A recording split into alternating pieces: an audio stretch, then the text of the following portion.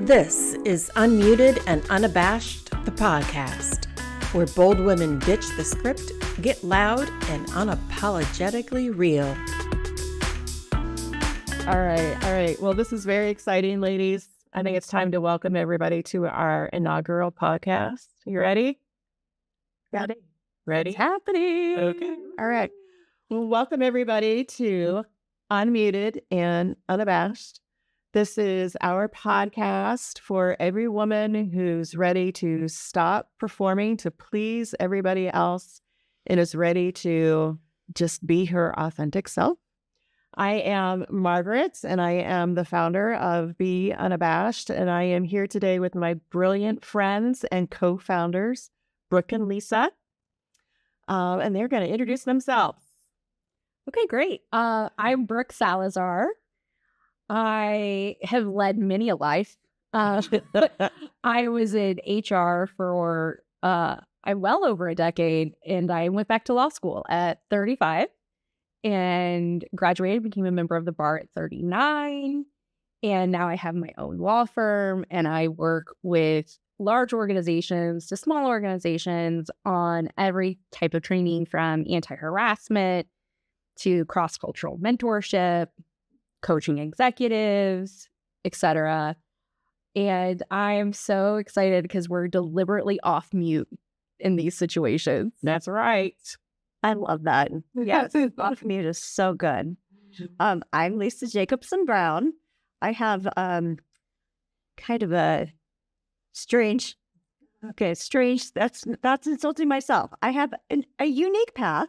Yeah. Where I started off in public relations and worked in marketing for a long time and realized that I would be a lot happier if I were mentoring others and doing something in HR. I was actually seeing that people in my own organization were unhappy, and therefore it was affecting marketing because the customers were not happy because the workers weren't happy. So I said, let me do something about that.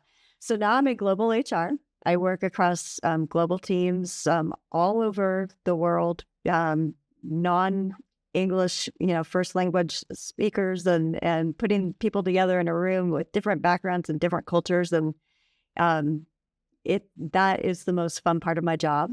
But it's been a long road to get here, and a lot of challenges along the way. A lot of truths I've had to learn about myself. And I should also mention that I'm a wife and a mom to 2 kids. And this is something that I think is unique about me in this role, but maybe not. I am the breadwinner of the company, the breadwinner of my family. I pay all the bills. And all the health insurance is through me. And so it's pressure. So I'm very, very excited to be here. All the different lessons that I've learned throughout my career, I feel like I can help other women find where they want to go and help them just find their path. Yeah. Awesome. Well, I love you both dearly. You guys are my bestest friends next to ChatGPT, of course. No, stop. Claude and ChatGPT. But I've known both of you a very long time. Lisa and I actually go back, I don't even want to say it, but a really long time. But I would say your intern. Yeah. I interrupted you. Yeah. But I don't think Brooke knows this, but Lisa and I had existential crises in our 20s. And so we went and took career tests. Like, what should we be? And we were already PR marketing people. And my results were, you should be in marketing or you should be a general contractor. So That's amazing. Truth be told, I actually love doing construction. And in another life, I was married to a union carpenter and can do all of that. Lisa said, her test said she should either be in marketing or HR. And Yeah. look where you are. You're in both. That. Look at that. It's a very smart test. Yeah, that's a smart test. Look at us. We're being our authentic selves. Oh, right. Look at that. And I still have the audio cassette somewhere. Oh my God. Audio That's how cassette. long For ago those it was. of you who don't know what that is, Google it. But yes, I am Margaret Osborne, and I also have had a very interesting journey. And the Cliff Notes version is that I worked in the corporate world. I worked in the agency world. I ran my own agency for a decade, went back into the corporate world. And I have found that in every iteration of wherever I worked, even when I worked for myself, I lost my voice. And I'm not doing that again. And that is why I am dedicated to helping other women find, reclaim, and use their voice. So that is why we're here today. And I'm so excited. I'm excited too. We've been talking about this for so long that it's just exciting to jump in both feet. I know. Right into, is it the deep end? I feel like it's the deep end. We went right into the deep end. We're unabashedly in the deep end. Unabashedly, unapologetically. But we're floating. We're not That's the sinking. best part about it. We're floating and we're swimming and we're in control.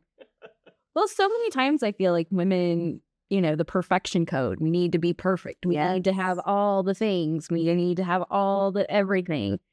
And what I would argue is, I know that I've been coaching and mentoring and sponsoring women for almost 20 years. I just look really young. I'm actually 1,000-year-old that survive on the hearts of the overpromoted and mediocre. That's Brooke, ladies and gentlemen. That's me, That's guys. right. That's right. me. So we are unmuted and unabashed, but I wasn't always unmuted and unabashed. I feel like your face has always been. Amazing face. You've ever sat in a meeting with Margaret and she goes, well, actually, that is actually a good idea. I've tried very hard to stop doing it. She's absolutely coachable. But I don't feel like your face has always been unmuted. No, it hasn't. There might be some Botox involved now. That's amazing. Unabashedly. Right. Whatever. But okay. So I have not always been unmuted, but I'm really curious. I'd love for us to share a moment that we remember where somebody was trying to mute us or talk over us, and we made a decision in that moment, like, oh, hell no. Like, I'm going to make a stand right here. How do you pick one? Yeah, how do you pick one? Let's pick one. And I know that over the course of this podcast, we're going to share a heck of a lot more.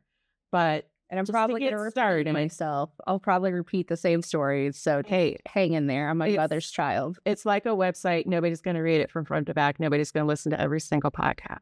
Okay. I would say recently, I've always, number one, it's important to know about me. I've always loved the sound of my own voice.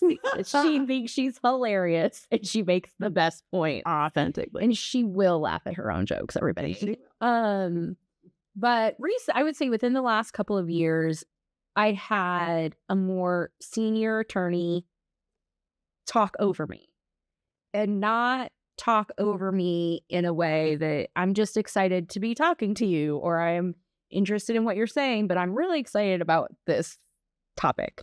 It was in an effort to silence me in front of our mutual boss, manager, whatever you want to say. And I had been trying to be respectful. It was an older person, a very talented attorney, wildly talented attorney. Was it a male or female? Oh gosh, it was a male. Okay. Thank you, Margaret. You're welcome. And he was making such an effort to silence me. And finally, I just said, if I could be allowed to finish my thought. Did you say it like that? Yes, I did. because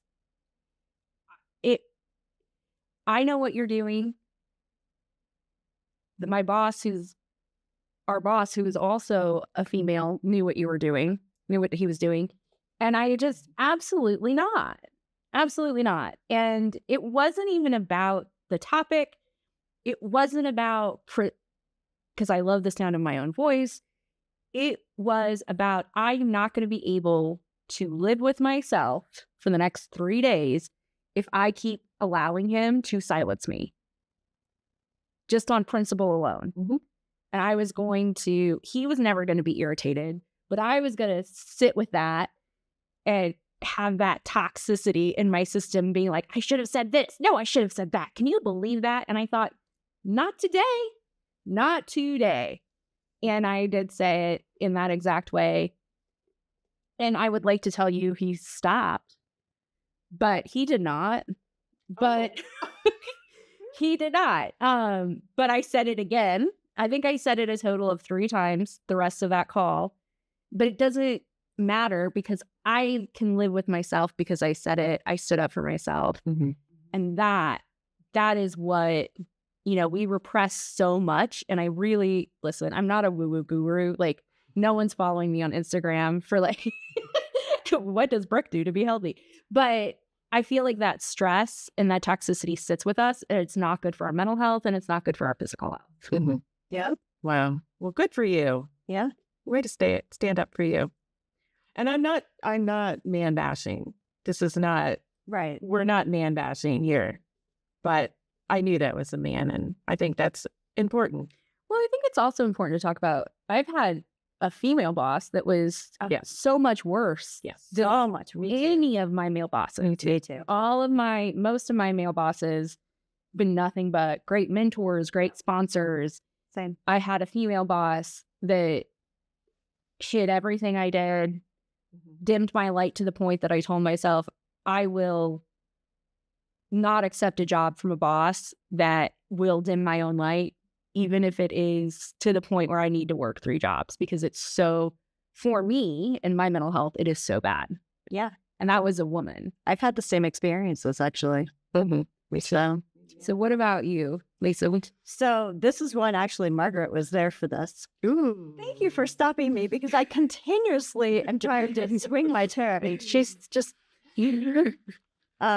So yes, Margaret was there for this one. So there was a consultant, an older gentleman, a sales consultant who was not part of our, see, the recognition comes in, who was not employed by our company, but we were in a meeting discussing marketing, and he and my boss was in there, and Margaret was an outside consultant working with me as well. And he came in there and he just, I don't even remember exactly what he said, but he was just trying to downplay us, make us look stupid. And furthermore, he was using terminology that didn't even exist anymore. I mean, I specifically remember he was talking about us doing mail shots, which is before email marketing existed, and then actually like snail mail. But he exploded on us. And one thing was him really, really made me very, very angry. But the other thing was that my boss sat there, another male, didn't say a word, didn't defend us, didn't speak up, didn't say anything. Now, I would love to tell you that in the moment I said something, but I didn't. I got super pissed off and I left. I went and Margaret came with me, had a drink at a bar because I needed to cool down. But when I got back, I not only confronted the consultant and told him, don't you ever speak to me like that again. And he was very apologetic. But I also said something to my boss about, I need to know that you have my back. And why did you not speak up for me? And who's in charge of this, me or him? And I was pretty proud of myself when I, again, I had to go and like chill out, but I still came back. And the funny thing with that is the next time that consultant came in, he acted so scared around me and he said, I bought you these chocolates. And I was like, oh my gosh. Okay, not to male bash, but come on. Seriously. I bought you. And then I look at them. He obviously got them from the airport. They were sugar-free. Are you kidding me? Here's some leftover chocolate. Well, he just didn't pay attention to even what he was buying. So it just makes it more. That's worse. I mean, it is right. But so I felt very powerful throwing this box of sugar-free chocolate in the trash. I love that. All right. Well, I have my own unabashed moment, and there have been many over the years that built up to me just being where I am today. And I still have them. I think we all have them, right? Like we're never like flipping the switch like I am always unabashed, and no. It happens. I would love that kind of money. Right? I think they call that FU money. And yeah, I would love it myself. Yeah. Right. But I remember it was my first leadership position. And I was on a mission to convince a board of trustees of a community-owned hospital. It did not have the best reputation and had a very, very, very antiquated brand that contributed to a very not so great reputation. That a brand rebranding was necessary. And I did so much research, and I worked on this for probably 3 years and had various steps toward acceptance from leadership, board. This was like the final presentation. So I nailed that presentation, to a room, board trustees, like I said, senior leadership, chief medical officer says, wow, you are schizophrenic. And I, of course, was taken aback because it's, a valid mental illness. Like I didn't know what he meant by saying that. But I chose in that moment to say, oh, thank you for the compliment. Yes, I am very strategic and I am very creative. I'm very left brain and I'm very right brain. And I'm super proud of this presentation. Thank you, doctor. He's like, oh, yeah, that's what I meant. And afterwards, he came up to me and said, I hope you weren't offended by that. Still, it was, not the right word for him to say. But in that moment, I could have just been terribly offended and said absolutely nothing. Instead, I was very proud of myself for saying, yes, thank you for the compliment, even though I wasn't quite sure how he meant it because I really didn't have a relationship with him. That is a good response, though. That's quick. I don't think I could have gotten there. I don't think I could have either. I was also proud of myself for getting there. That's amazing. That's an amazing response. And I was much, much younger. That's an amazing response. Yeah. This was a great conversation. It really was. And we're going to have many, many more. If you've come to the end of the podcast, you've listened this far, good for you. Good for you. Thank you. Thank you. Look at the show notes for ways to follow us on LinkedIn and Instagram and like and follow, right? Isn't that what the kids Yeah. And if you're on Substack, yes, for us as well. For us on Substack. Absolutely. Make sure you subscribe because I'm told that really helps all the things. I don't know what things it helps. Like and subscribe. That's not my lane. We're just figuring this out, people. All the things. Yes. Thank you to my husband and my father for listening to the podcast. Oh, Mama did not make it all the way through. I guarantee it. My mother did not. All right. Thank you, ladies. Thanks. Thank you.